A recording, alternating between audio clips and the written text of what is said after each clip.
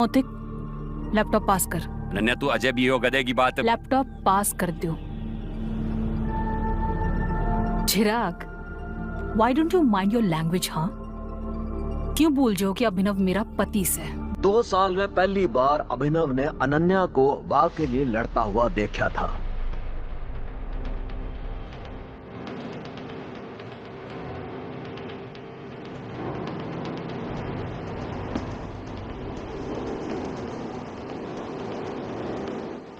Ananya money statements में बहुत सी regularities दिख रही हैं। हमारे इन्वेस्टर्स के छोड़ के जाने का एक पैटर्न भी दिख रहा है और बैलेंस शीट्स की कई सारी ट्रांजैक्शंस हैं जिन पे मने डाउट है। यो के बकवास करने लग रहे हैं। अरे यो सब तो हवाई बातें हैं। यो बता कि कंपनी ने दिवालिया होने से किस तरह बचाएगा तू? बढ़ते हुए शेयर्स ने किस तरह कंट्रोल करेगा तू? अभिनव, अनन्या, हमें कंपनीज के शेयर्स बायबैक करने होंगे। बढ़िया स्कीम्स है। तने के लगे अभिनव, यो सब हम लोगों ने डिस्कस ना करे होगा। अभिनव, हमारे पास फंड्स तो सैकड़ों नहीं। Yeah, you're right. I can understand. Let me make a call. और इतनी ही देर में अभिनव ने एक नंबर पे फोन लगाया और उसके बाद जो उसने फोन पे किया, वाह को सुनकर अनन्या के साथ सारेन के होश उड़ गए। चिराग और मोतिक की आंखें खुली की खुली रहेगी। या मिस्टर अकरम, मेरी बात ध्यान से सुनो। एक ही प्राइवेट लिमिटेड कंपनी के अकाउंट तक निकाल के सिंह इंडस्ट्रीज के अकाउंट में 500 करोड़ रुपए ट्रांसफर कर दो। और दूसरी बात, एक ही प्राइवेट लिमिटेड और सिंह इंडस्ट्रीज के मर्जर को पब्लिकली अनाउंस करो अभी। और हाँ, आहूजा कॉर्पोरेशन के सारे शेयर अभी के अभी खरीद लियो जल्दी। रविकांत अभिनव की यो बात को सुनकर मुस्कुरा रहे थे, पर अनन्या अभिनव की यो बड़ी बड़ी बातें सुनकर हैरान थी। अनन्या को यो बात का यकीन ही नहीं था कि उसका घर जमाई पति इतनी बड़ी कंपनी का मालिक तक बात कर रहा था, उसकी सिंह इंडस्ट्रीज का मर्जर करा रहा था। अभिनव, कौन हो तुम? मुस्कुराते हुए अभिनव ने अनन्या की तरफ देखा पर कोई जवाब ना दिया।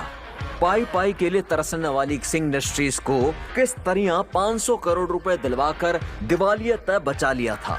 एक गरीब घर जमाई ने यो सब कैसे किया? एक प्राइवेट लिमिटेड जैसी बड़ी कंपनी तय सिंह इंडस्ट्रीज का मर्जर। सिंह इंडस्ट्रीज को सरकारी टेंडर ना मिलने का कारण कहीं चिराग ते मोतिक तो नहीं है। मंत्री जी तय अभिनव ने के बात पता करने के लिए क्या था।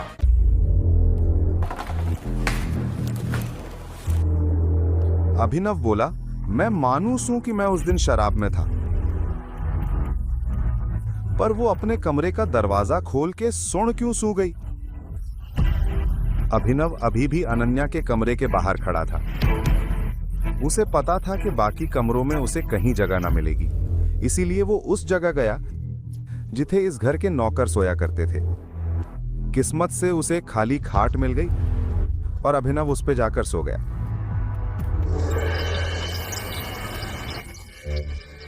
उसे ना पता चला कब सोया और कब उठ गया। वो जल्दी जल्दी तैयार होया और पहुंच गया AK प्राइवेट लिमिटेड में। सिक्योरिटी ने उसे रोकते हुए कहा, ए खैर, कहां जा रहा है? बाहर जा। उसने सनी की तरफ देखा, सनी ने भी उसकी तरफ देखा। हल्की सी मुस्कुराहट के साथ बोला, हाँ, देखो कौन आया से। यहाँ आने की हिम्मत कैसे हुई तेरे में? सिक्योरिटी, जी सर। इस कमीने को अंदर न जाने दिया जाए, ये सिर्फ अकराम सर को परेशान करने आया से। अभिनव, मैं तन्ने एक सलाह दूं, अपनी गरीबी को थोड़ा सा मान ले और जिंदगी उसी हिसाब से जी। तेरा बाप अकराम सर की गाड़ी चलाता था, उसका मतलब ये ना होया कि वो दोस्त बन गए। ना तेरे बाप को आगे पीछे घूमने का कोई फायदा मिला, ना तन्ने मिलने वाला। सनी की बात सुनते सुनते अभिनव के तन बदन में आग लग रही थी। वो सनी की बदतमीजी से परेशान हो चुका था। चाहे तो सीधे मुंह पे जवाब दे देता, पर उसने इसके बजाय अपना फोन निकालना बेहतर समझा। वो अकराम को फोन करने ही वाला था, पर इससे पहले जेनी आगे आई और बोली, ये क्या कर रहे हो तुम? ये मेरे साथ से कुछ कहना से तो तुम जा सकते हो, चलो मेरे साथ। सनी का दिमाग घूम गया। उस दिन पार्टी में भी और आज भी अभिनव ने उसे गलत साबित कर दिया था। अभिनव ने पूछा, क्या अकराम ने तुम्हें बताया क्यों मैं यहाँ आया हूँ? जैसे ही जेनी ने ये सुना, उसके कान खड़े हो गए। एक आदमी जो यहाँ नौकरी लेने आया से, वो अकराम को सीधे अकराम बोल रहा से। जेनी ने इस सवाल का जवाब ना दिया। तुमने मेरे सवाल का जवाब ना दिया। जिस तरह से जेनी सॉरी बोल रही थी, उससे अभिवन समझ गया कि उसे वो पसंद ना करती। जेनी ने जल्दी से अपनी मेज पर रखा एक कागज उठाया। उस पर उन नौकरियों के नाम लिखे थे जो अभिनव कर सकता था। अकराम ने उसे मनपसंद नौकरी चुनने का हक दे दिया था। अभिनव ने पूछा, इन पे स्टार क्यों बने से? इन पदों पे पहले से कोई काम कर रहा से, इसीलिए ये खाली ना है। जेनी ने आगे कहा, आप चाय लेंगे या कॉफी? मैनेजर। मुझे मैनेजर का पद चाहिए। पर मैनेजर वाले पद पे तो स्टार बना से। मैं जानता हूं से, जेनी बोली। तो जिस जगह कोई पहले से बैठा है, वहां कैसे बैठ सकते हो आप? क्या आप चाहते हो कि वो कर्मचारी कंपनी छोड़ दे? मैंने ऐसा कुछ ना कहा। तुम बताओ, ये लिस्ट किसने दी? तुमने? हाँ, पर जेनी देखो, इसमें मेरी कोई गलती ना से। अभिनव ने पक्का जवाब दिया। तुमने लिस्ट दी और मैंने अपनी पसंद का पद चुन लिया। अब आगे क्या करना से, ये तुम तय करो। वो वही मांग रहा था जिसके बारे में सोच रहा था। वैसे पूरी कंपनी उसी की थी। वो उसे जल्द से जल्द संभालना चाहता था। ठीक है मिस्टर अभिनव, मुझे आपकी कुछ जानकारी चाहिए होगी। आपका ऑफिस कल से शुरू होगा। Perfect, thank you. पर मॉन्टी के आने से पहले वो कुछ ऐसा ना कर सकता था, इसीलिए उन्होंने मैनेजर की पोस्ट मांगी, ताकि अनन्या और उसके माता पिता के सामने अपनी काबिलियत साबित कर सके। सनी अभी भी ना समझ पाया था कि अभिनव यहां क्या लेने आया था। अभिनव को लगा कि उसे कल से काम पे जाने के लिए नए कपड़े चाहिए होंगे। कपड़ों के साथ साथ फोन भी बदलना पड़ेगा। अकराम का चेक उसकी जेब में था। अब जब अनन्या के माता पिता आ गए थे, अभिनव को पता था कि उसे उनके साथ और हरदेव पाल के सामने यह साबित करना पड़ेगा कि वो उनके घर में रहकर नौकरों के कमरे में सो सकता है। पर वो इतनी आसानी से हार मानने वाला ना था। वो साबित करके रहेगा कि वो दुनिया का सबसे अच्छा दामाद है। अभिनव पैसे निकालने बैंक गया। अभिनव बोला, इस चेक से पैसे निकालने हैं मुझे। वहां उसकी मुलाकात प्रणव से हो गई।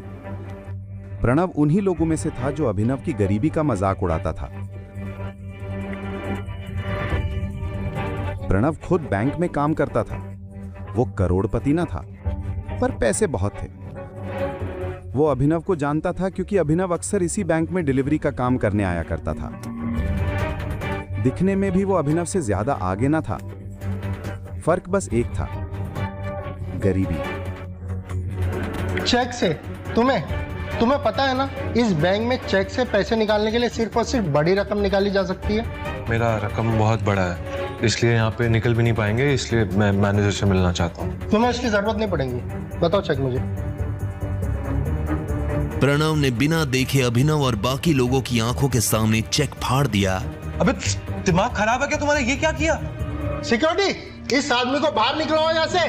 फर्जी चेक लेकर बैंक में आता है, बैंक वालों को बेवकूफ समझता है। पुलिस बुलाकर अभी अंदर करवा दूंगा तुझे। लेकिन उसे प्रणव और बाकी लोगों को अभिनव को इस हाल में देखकर बड़ा मजा आ रहा था। क्या हो रहा है? यह आवाज और किसी की नहीं बल्कि बलराज की थी। उसने अभिनव को दूर से ही पहचान लिया था। बलराज को देखते ही अभिनव की जान में जान आ गई। अब कोई उसका कुछ नहीं बिगाड़ सकता था। सॉरी सर, मुझे पता नहीं था आप यहाँ इस तरह आ जाएंगे।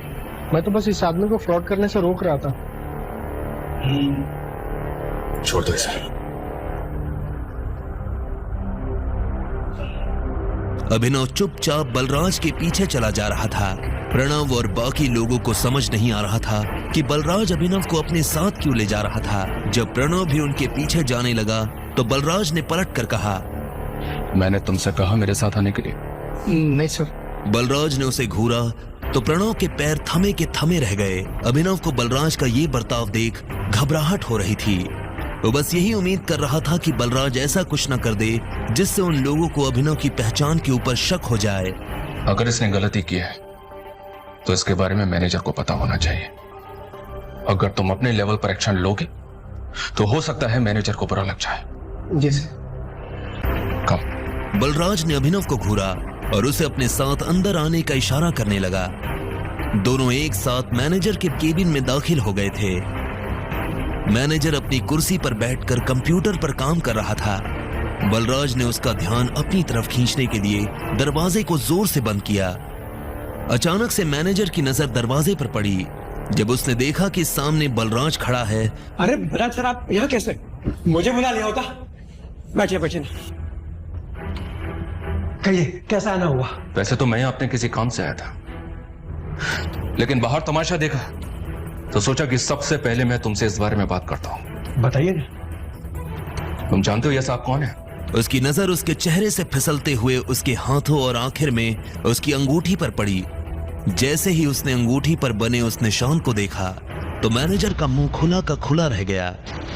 बाप रे बाप, ये टाइगर है। ये कौन? ये उस टीम का आखिरी हिस्सा है जिस टीम का तुम कैप्टन उठाए। आई एम वेरी सॉरी, मुझे माफ कर दीजिए। टाइगर, आप कितनी देर से यहाँ हैं? मैं आपके लिए क्या कर सकता हूँ? बस इसकी जरूरत नहीं है। एक चीज का ध्यान रखना, इनके अलावा तुम्हारे अलावा किसी को नहीं पता चलना चाहिए कि मैं टाइगर हूं। जी।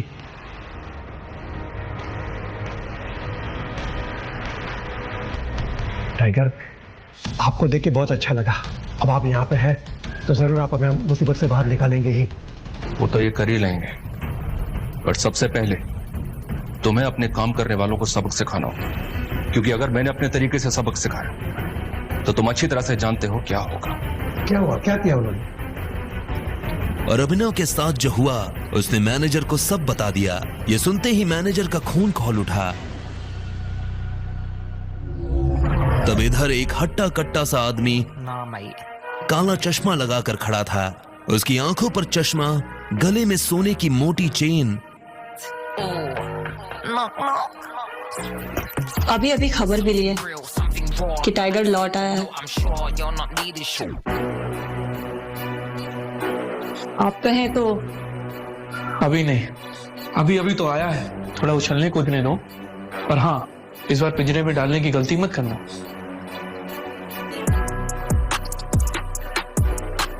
अब आगे क्या होने वाला था? क्या करने वाला था मैनेजर प्रणव के साथ? और कौन था ये आदमी जो टाइगर का नाम सुन मन ही मन एक नई प्लानिंग कर रहा था? टाइगर,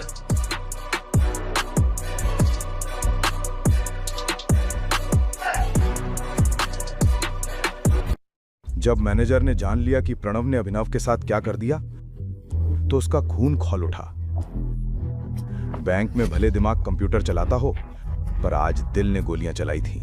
कैसे हिम्मत हो गई इसकी? मैं भी इसके साथ निपटता हूं। उसने गोली की स्पीड में प्रणव को अपने केबिन में बुलाया। प्रणव, ओ प्रणव। तभी प्रणव आ गया। तूने करके क्या दिया? किसने कहा था इस जेंटलमैन का चेक भरने को? सर, ये आदमी डिलीवरी बॉय है। ये नकली चेक लेके आया था बैंक में। क्या समझा इसने? हमारे यहाँ लॉटरी चल रही है और मैंने चेक का डेटा कंप्यूटर में चेक कर लिया था, कोई भी जानकारी मैच न हुई। तू सच बोल रहा है? जी सर। पता भी है किसका चेक लाया था ये डिलीवरी बॉय? अकरम सर का। क्या सर? हाँ, और तूने इसके साथ जो किया सो किया। पर पता भी है अकरम सर तेरे साथ क्या करेंगे जब ये बात उनको पता चलेगी? चेक कहाँ है? तो सर, ये रहा चेक। कैसे हिम्मत हुई तेरी? अब एक काम कर, जितने भी टुकड़े फाड़े हैं टेप लगा के एक एक टुकड़ा जोड़। जी सर। और इस असाइनमेंट के बाद तो फायर होगा, समझ लिया? निकाल दिया जाएगा। सर, पर मैंने किया ही क्या है? सुन लिया तूने कि मैं निकाल रहा हूं, पर उससे पहले मैंने क्या कहा था वो नहीं सुना? अगर उसे पता होता कि वापस जोड़ना पड़ेगा तो इतना जोर से ना फाड़ता। प्रणव मैनेजर की तरफ देखने लगा। ये चेक अकरम सर का है, ठीक ठाक जोड़, और जरा भी गलती की तो ऐसे लात मार के निकालूंगा कि दुनिया में किसी बैंक में नौकरी ना मिलेगी। निकल जाओ। उसने घबराकर अभिनव की तरफ देखा। चेक अकरम का होना और मैनेजर की भाषा दोनों ने प्रणव को हिला दिया। वो फिर चेक जोड़ने में लग गया।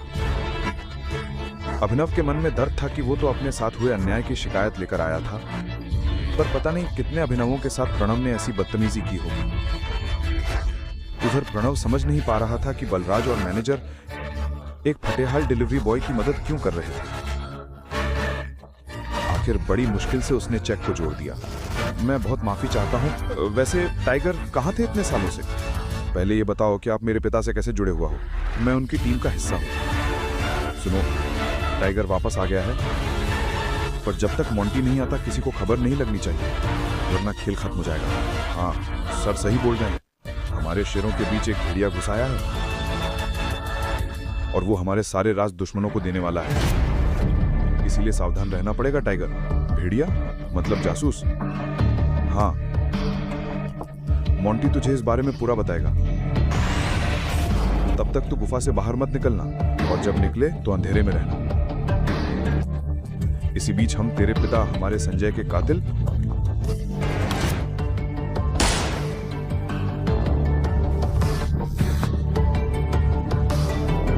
और इस भेड़िए दोनों का पता लगाएंगे।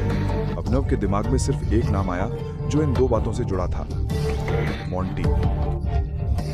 जिस तरह राणा ने संजय को धोखा दिया, अभिनव को यकीन था कि मोंटी भी वही करेगा। उसे इन लोगों पर दया आई कि वो राणा को अपना मानते थे। इस ग्रुप में और कौन है जिनसे मुझे मिलना बाकी है? मुझसे और अकरम से तू मिल चुका है। देख, बाकी ये रहे, इक्का, पाकर, अलेना। 3 बचे। अलेना मतलब हमारे ग्रुप में एक लड़की भी है? हाँ, उससे पहले उसकी माँ थी इस जगह पर। 1 साल पहले गुजर गई तो अलेना उसकी जगह। वो सिर्फ लड़की नहीं, वो आग है, चलती फिरती चिंगारी, तूफान। मैंने अपने जीवन में अलीना जैसी लड़की नहीं देखी। रूप, दिमाग और तेवर तीनों हैं उसके पास। मुझे समझ नहीं आया, वो जिद्दी है। उसकी जिद मेरी जिद को छोटा कर देती है। टेक्निकली तो वो अकेली लड़की है, उससे खुद को ऊपर साबित करना किसी भी मर्द के बस में नहीं। यह सुनकर अभिनव समझ गया कि बलराज किसकी तरफ इशारा कर रहा था।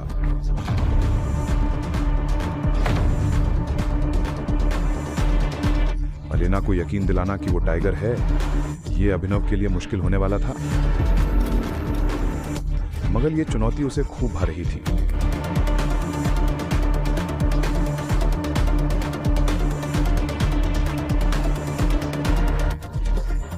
अलेना से मिलने की उसकी चाह भी बढ़ने लगी। इसी बीच मैनेजर डीके ने कहा, बहुत जल्द आप उसे मिलोगे, लेकिन वो लड़की आपसे मिलेगी पता नहीं। मुझे नहीं लगता कि टाइगर के लिए उसे मनाना मुश्किल होगा। जैसा मैंने सोचा था वैसा लड़का नहीं है ये। बलराज की ये बात सुन डीके के कान खड़े हो गए। बलराज सर, लगता है टाइगर ने आपको रिंग में पक्का है क्या? ये सुनते ही बलराज जोर से हंसा और उसने हाँ में सिर हिला दिया। उसे देख डीके भी जोर जोर से हंसने लगा। हाँ, वैसे टाइगर, अभी आपको कितने पैसे की जरूरत है? मैं दे देता हूँ। बाद में अकरम सर के ऑफिस से मैं चेक रीइश्यू करवा लूंगा। फिलहाल तो मुझे 1 करोड़ रुपए चाहिए और बाकी के 49 करोड़ मेरे नए अकाउंट में डलवा देना। ठीक है, मैं करवा देता। ये सुन डीके उसके लिए पैसे लेने चला गया। बलराज, ये अलायना जो भी लड़की है, इसके बारे में और क्या जानते हो तुम?